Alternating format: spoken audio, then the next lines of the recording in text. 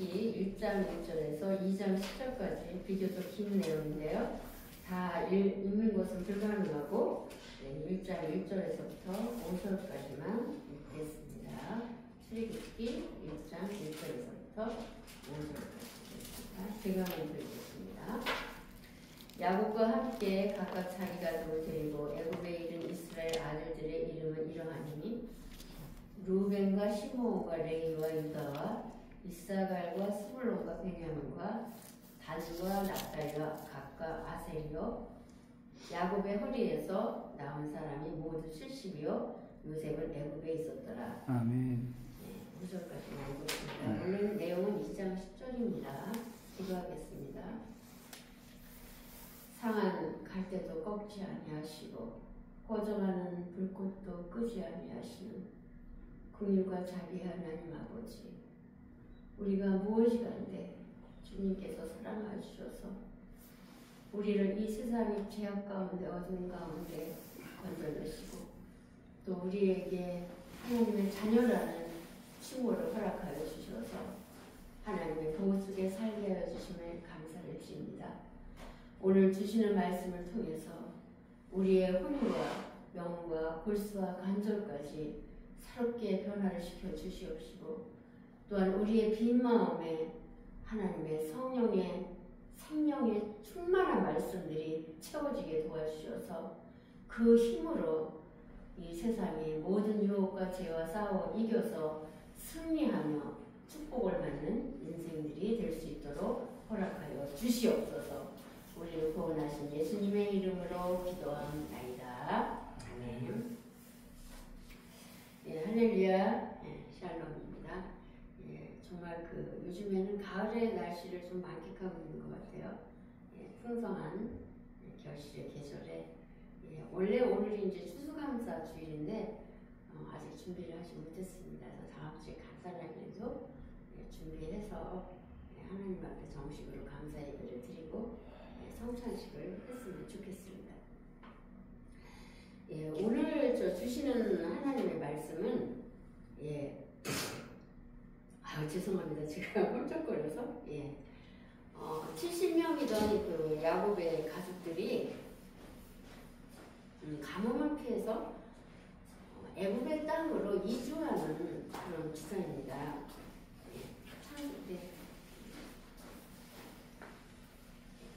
그래서 가뭄을 피해서 창세기 25장 13절처럼 이렇게 우리 눈으로 보면은 기근과 가뭄을 피해서 먹고 살려고 이주한 것 같지만 창세기 15장 13절에 언약의 성취라고 보겠습니다.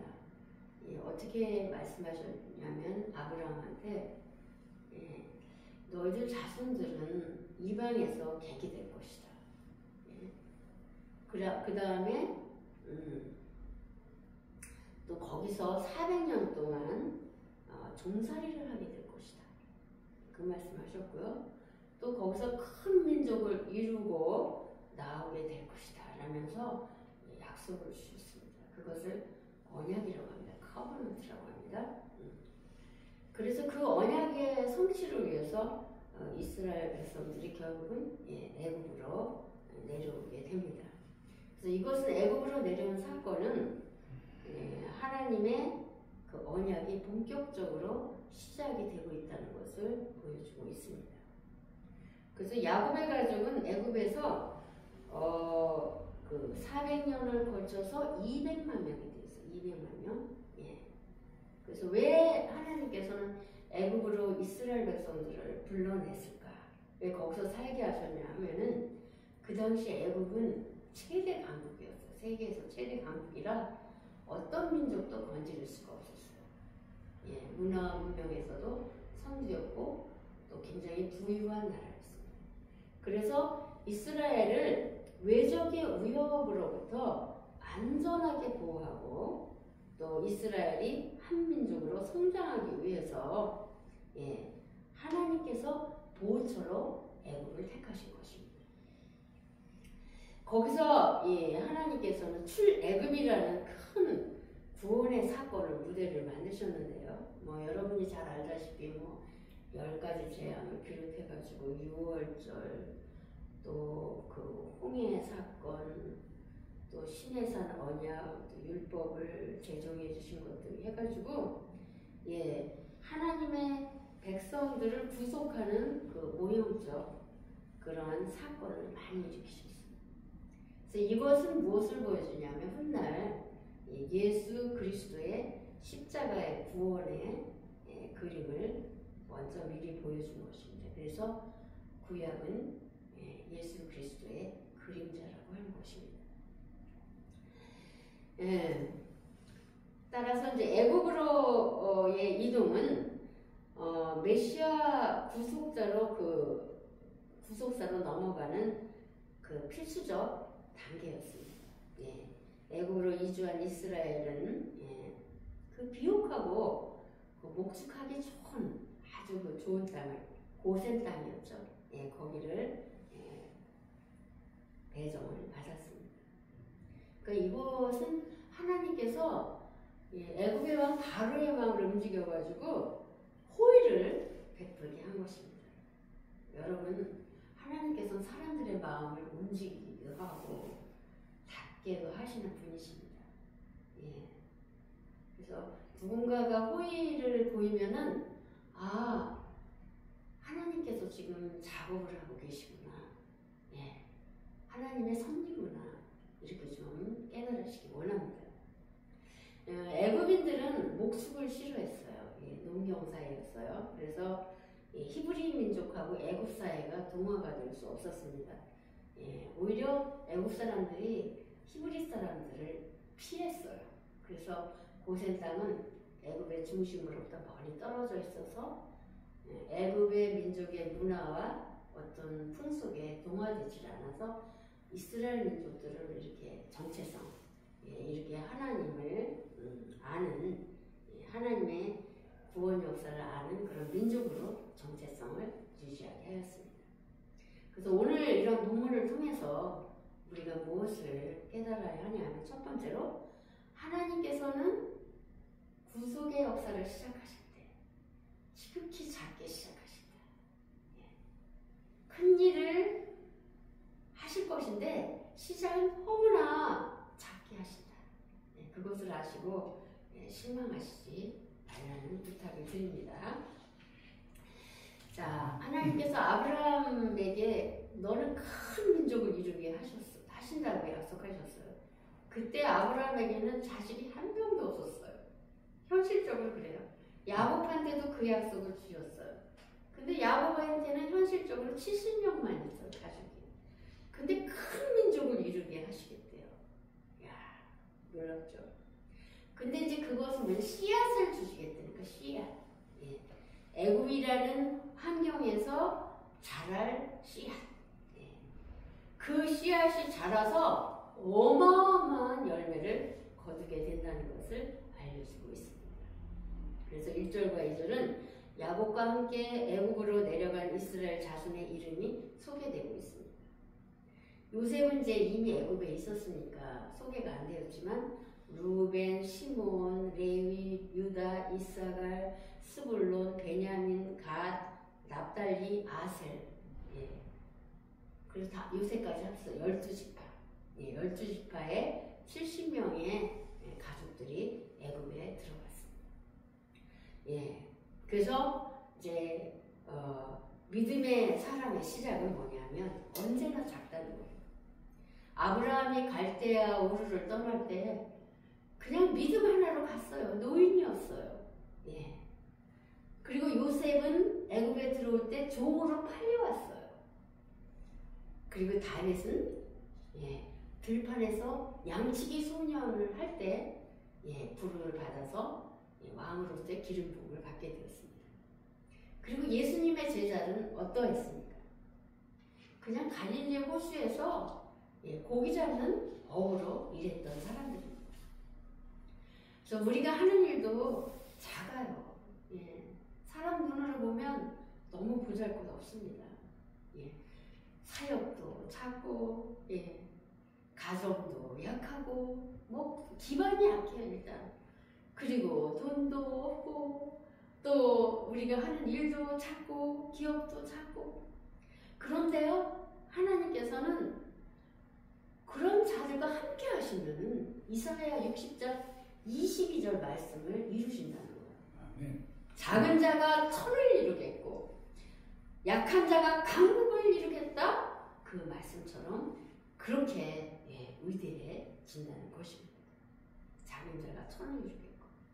그래서 저는 목사님 뒤에나 성도들 뒤에는 1000명이 있다고 생각하고 제가 목회를 하고 있습니다.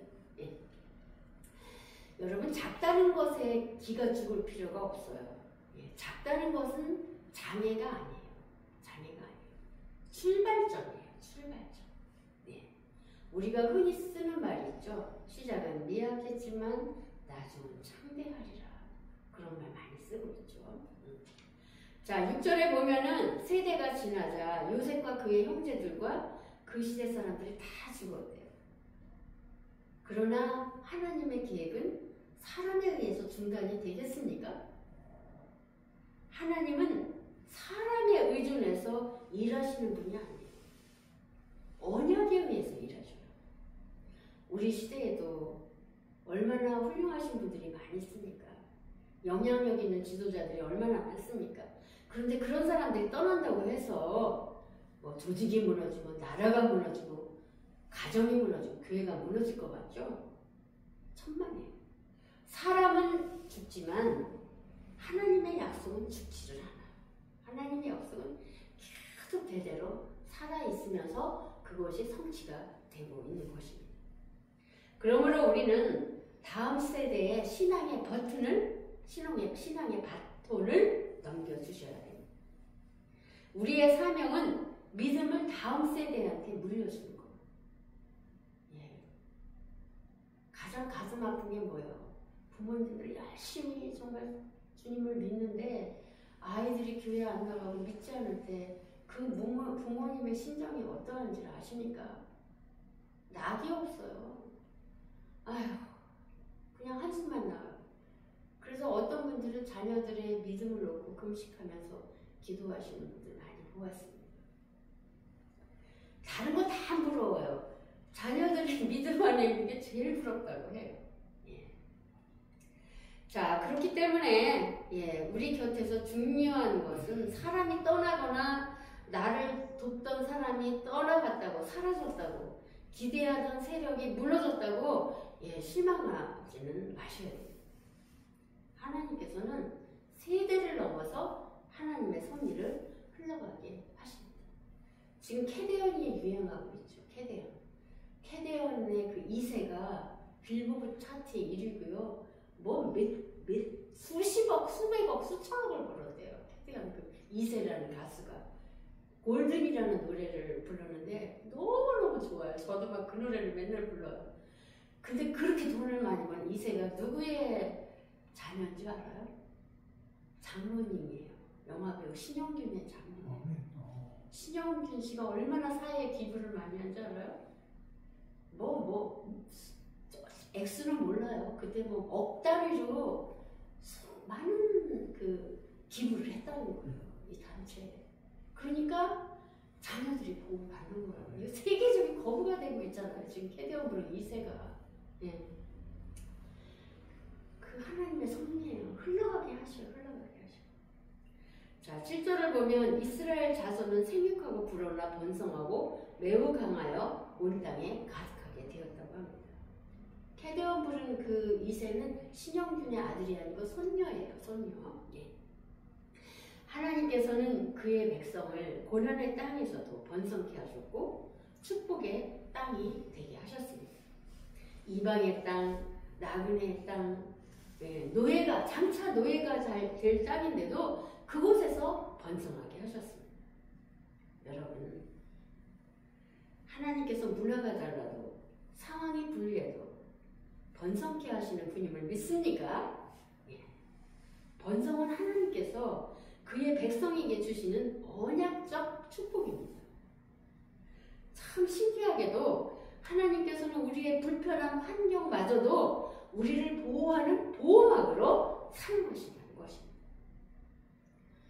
저는 집에서 좀 화분에다 꽃을 좀 심어서 잘 키우는 게 소원이었어요. 그러니까 과거에 막 화분들을 다 넣어놓고 꽃들을 사다가 물도 잘 주고 막 햇빛도 잘 이렇게 양지바른 곳에 주고 비료도 주고 아주 정성껏 키우는데 꽃들이 이상하게 시간이 가면 죽어버리는 거예요. 이상하게. 그게 왜 그런가 이유를 알 수가 없어요. 그래서 학원에 갔어요. 학원에. 물었어요. 저 굉장히 꽃을 정성 들여서 키우고 있는데 꽃들이 다 시들어버려요. 그랬더니 벽을 한번 보세요. 천장을 한번 보세요. 그래서 보니까 벽마다 선풍기가 달려있고 천장에 선풍기가 달려있는 거예요. 와! 바람이라는 요소가 빠졌구나. 바람이라는 게 그때 알게 됐어요. 그래서 식물들이 바람을 쏘면 넘어지지 않으려고 뿌리를 더 깊이 내리고 줄기를 더 굵게 만든대요. 바로 이것처럼 이스라엘은 애굽이 바람이에요. 애굽이 바람. 아주 불편하고 힘든 그런 나라입니다. 그런데 거기에 동화하지 않고 더 강한 하나님의 백성으로 성장을 했어요. 그래서 우리는 삶의 바람은 우리 인생의 뿌리를 더 깊게 만드는 하나님의 도구임을 믿으시길 원합니다. 우리는 하나님의 은혜로 어디서든 번창하실 것을 믿으시기 원합니다. 이스라엘이 왜 고난을 받았는지 설명하기 전에 하나님께서 우리에게 승리의 씨앗을 뿌려주셨다는 것을 믿으시기 바랍니다. 하나님께서는 지극히 작은 시작에서 큰 일들을 준비하고 계십니다. 그건 세대가 바뀌어도 흔들리지 않아요. 여러분 환경이 불리합니까? 때로는 억울하고 외롭습니까? 여러 가지 문제로 우리 삶이 공격을 받고 있으니까? 그런데 그런 것들이 우리를 결코 무너뜨리지 못한다는 사실. 하나님께서 그런 것들이 바로 우리를 고난 속에서 키우고 계심을 믿으시는 저와 여러분이 되시기 원합니다. 두 번째로는 억압 속에서도 하나님께서 손길을 펴신다는 것입니다. 억압 속에서도 드러나는 하나님의 손길이 있다는 걸 믿으시기 원합니다. 자, 8절과 22절은 이스라엘이 번성과 축복으로 인해서 아주 행복했어요. 평안했어요. 그런데 어느 순간부터 압제와 고난으로 내몰리는 상황으로 급변하게 되었습니다. 요셉을 알지 못하는 새로운 왕이 일어났대요. 그런데 왜 요셉을 모르겠습니까? 요셉 덕분에 애굽이 얼마나 덕을 많이 보았습니까? 7년의 흉년을 견뎠습니다. 주변의 열국을 지배하는 강대국이 되었어요. 그런데 그 은혜를 고의적으로 인정을 하지 않은 것입니다. 왜냐하면 9절과 10절에 나와 있어요. 그 새로운 왕이 야, 이스라엘의 인구가 너무나 많아졌어. 너무나 많았어. 그런 말이야. 전쟁이 나면 저들이 우리의 원수들과 한패가 되면 야, 우리가 어떻게 이기겠니? 그러면서 두려워하는 거예요. 여러분, 세상이 왜 하나님의 백성들을 두려워할까요? 왜 경계를 하겠습니까? 왜 예수라는 이름을 싫어하겠습니까? 왜냐하면 우리 안에는 세상과 다른 가치가 있어요. 다른 힘이 있어요. 다른 영이 있기 때문입니다. 세상은 하나님의 은혜를 인정하지 않아요. 오히려 성도들을 불편해하고 교회를 불편해하고 두려워하고 때로는 핍박을 하기도 합니다. 그 두려움이 핍박이 되는 거예요. 두려움은 미움을 낳게 하고요. 미움은 포갑으로 이어지게 되는 것입니다. 그래서 11절과 14절 보면 애굽 왕이 이스라엘을 억압하기 위해서 세 단계로 정책을 세워요. 국고성 비덤을 건축하라, 람셋을 지어라, 강제 노역을 죽도록 시킵니다. 그런데 신기합니다. 학대를 하면 할수록 이스라엘이 계속 더 늘어나요. 인구가. 아무리 노동의 강도를 높이고 여러 가지로 그들을 괴롭게 하지만 그게 소용이 없는 거예요. 결국 바로가 무슨 정책을 펴냐면 야, 히브리 민족들 말살 정책을 피자. 이제는 히브리 산파들을 모아가지고 아들이면 다 죽여라. 태어나자마자. 딸만 살려라. 이런 명을 내렸어요. 왜 아들만 죽이라고 했을까요? 이건 장차 이스라엘의 보호자, 군사, 지도자가 될 존재들을 싹스부터 자르겠다는 것입니다. 사탄은 항상 다음 세대를 공격해요. 유아 살해는요, 구속사에서 반복되는 사탄의 전략입니다. 예수님의 출생 때도 헤롯이 예수 한 명을 죽이기 위해서 무려 유아들을 2,000명이나 학살을 했어요. 기가 막힌 일 아니에요? 죄 없는 아이들이 다 태어나자마자 죽었어요. 그런데 여기 17절 보면 산파들이 바로의 명령을 목숨을 걸고 거부를 했습니다. 세상 권력보다 하나님을 더 우선했어요. 그런데 하나님께서 이걸 아시고 그들을 기억하시고 큰 축복을 내리셨습니다. 하나님의 역사는 믿음의 소수를 통해 보존됩니다. 산파들이 왕의 명령을 따랐다면 모세가 살을 수 있겠습니까? 하나님께서 오늘도 이름 없는 작은 순종을 원하십니다. 그걸 통해서 하나님의 큰 역사가 이루어지는 줄 믿습니다. 자, 22절에 보면 바로가 마지막 조치를 합니다. 이제는 남자아이를 그냥 낳으면 나일강에 던지라고. 나일강에 던져버려요. 이 갓 태어난 손자들 같은 그 아기 얼굴을 보세요. 얼마나 이쁩니까? 그런 아기들을 갖다가 강에 던지라니 이게 말이 됩니까? 얼마나 가슴이 아픈 일입니까? 그런데 아이러니하게도 바로의 이 명령으로 인해서 모세는 갈대상자에 담겨서 나일강에 띄워지게 됐어요. 그곳에서 바로의 공주에게 발견이 됩니다. 그래서 공주의 아들로 입양이 됩니다. 바로 왕이 죽이려 한 그 나일강에서 하나님께서 구원자를 일으키신 것입니다. 그게 바로 하나님의 섭리예요. 사람들은 악을 꾸며요. 그러나 하나님은 모세를 오히려 구원하시듯이 하나님께서는 그 악까지 사용하셔서 선한 역사를 이루심을 믿습니까? 여러분, 우리는 때로 고난을 당할 수가 있어요. 근데 그게 하나님의 준비임을 믿으시기 원합니다. 그것이 억압처럼 보입니다. 길이 막혀있는 것처럼 보입니다. 그런데 그것이 하나님께서 나를 위해서 큰 일을 준비하시는 것이라고, 고난은 하나님의 침묵이 아니라고 꼭 하나님을 신뢰하시기 원합니다. 하나님을 두려워하는 산파처럼 순종하시겠습니까? 고난은 성장을 위한 하나님의 비밀스러운 손길임을 믿습니까? 환경이 하나님의 약속을 가로막지 못해요. 하나님께서는 악한 계획까지도 선으로 바꾸셔요. 민족 말살이라는 치명적인 사탄의 계획까지도 역전시키셨습니다. 악인의 계획조차 축복으로 바꾸셨습니다. 여러분, 사람의 힘으로 도저히 해결할 수 없는 절망의 극치, 바로 그 시점에서 하나님은 여러분을 위해서 구원을 준비하기 시작하십니다.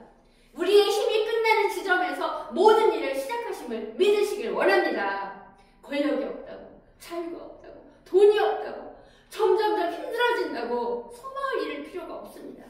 왜냐하면 그런 속에서 도우신 하나님의 손길을 믿으니까요. 역사의 주인이신 하나님의 신비로운 섭리를 깨달으시는 저와 여러분이 되시길 원합니다. 시편의 73편 22절에 보면 깨닫지 못하는 우둔한 짐승과 같도다. 깨닫지 못하는 자는 우둔한 짐승과 같도다 라고 말씀하십니다. 세 번째, 하나님의 손에 맡기자. 하나님의 손에 맡기자. 내 손을 놓아버리고 하나님의 손에 맡기자. 2장 1절과 10절은 바로의 추상 같은 학살령이 내려지죠. 그런데 그 아래서 살아남은 한 아이가 바로 모세입니다.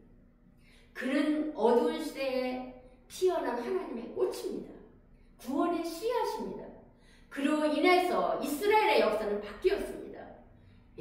이런 모세는 믿음의 부모 밑에서 그 믿음의 부모가 왕의 명령을 무서워하지 않고 숨기기로 결단하면서 그 생명이 보존된 것입니다. 5절 6절에 나옵니다. 3개월이 지나니까 모세를 더 이상 숨길 수가 없어요. 결국 모세의 어머니 요게벳은 갈대 상자를 만듭니다. 그리고 거기다 역청과 나무의 진을 칠해서 물이 스미지 않도록 준비하고 아기를 태워서 감에 띄워보냈습니다. 아마도 유괴에서는 애통했을 것입니다. 하나님, 저는 여기까지예요. 이제는 이 아가를 주님 손에 맡깁니다. 잘 가라 아가 하면서 엄청나게 울었을 것입니다. 우리는 우리의 힘으로 지킬 수 없는 순간이 오면 어떻게 하실 겁니까? 그냥 문제를 붙잡고 한숨만 쉬겠습니까? 여러분, 하나님의 강에 띄우시기 원합니다. 하나님의 강에 띄우셔야 돼요. 문제를 잡고 있으면 기적이 안 일어나요. 문제를 바로 놓아야 돼요. 어떤 분이 등산하다 낭떠러지에 떨어졌어요. 떨어지다 어떻게 간신히 로프를 잡았는데, 아니 막 기도를 하는 거예요. 119는 금방 안 오지. 기도를 막 하는 거예요. 하는데 로프를 놓아라 그런 음성이 들려요. 로프를 놓아라. 근데 로프를 놓으면 죽을 것 같은 거예요. 로프를 놓다니 이거 잘못 들은 음성일 것이다. 그냥 끝까지 로프를 붙잡고 있었는데 119가 늦게 도착해서 보니까 꽁꽁 얼어서 죽어서 로프에 매달려 있는 거예요. 로프를 놓았으면 바로 1m였다는 거예요. 그 간격이. 로프를 놓았으면 살았을 텐데. 너무 안타깝습니다. 여러분, 아무리 했어도 해결이 되지 않은 문제가 있습니까? 하나님께 맡기세요. 그러면 해결이 될 것입니다.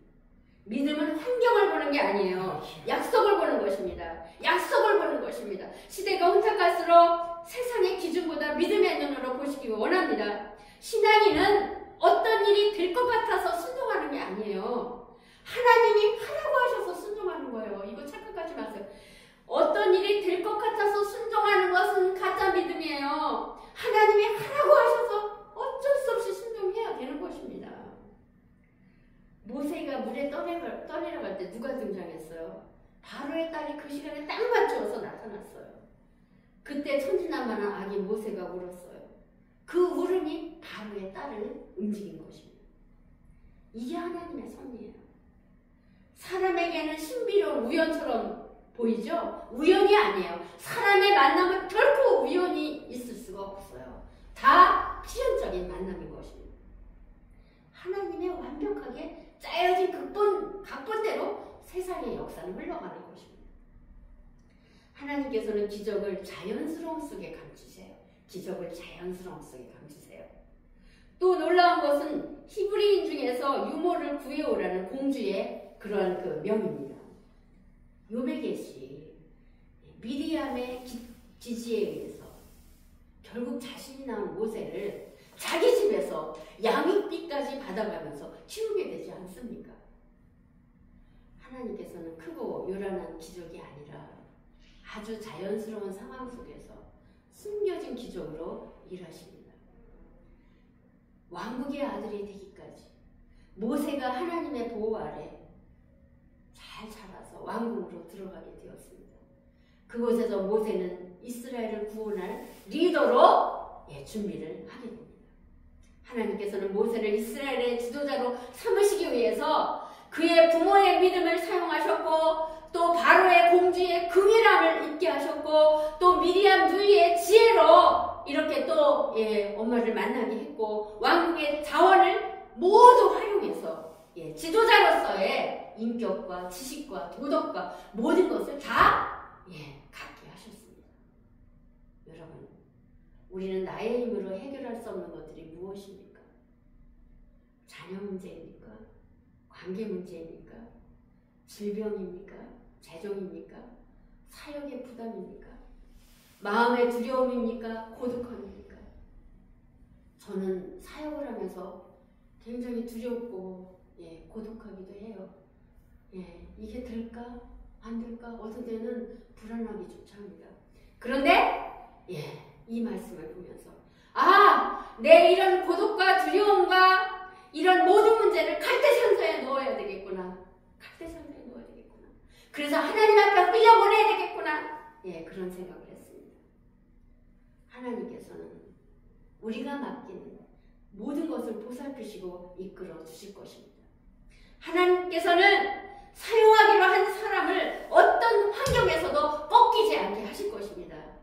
그리고 현재의 고난은 끝이 아니라 훈련 과정임을 보여주실 것입니다. 여러분, 저와 여러분은 하나님이 붙드시는 인생이 되시길 예수님의 이름으로 간절히 축원합니다. 예, 오늘 이 말씀을 놓고 함께 기도하는 시간 갖기를 원합니다.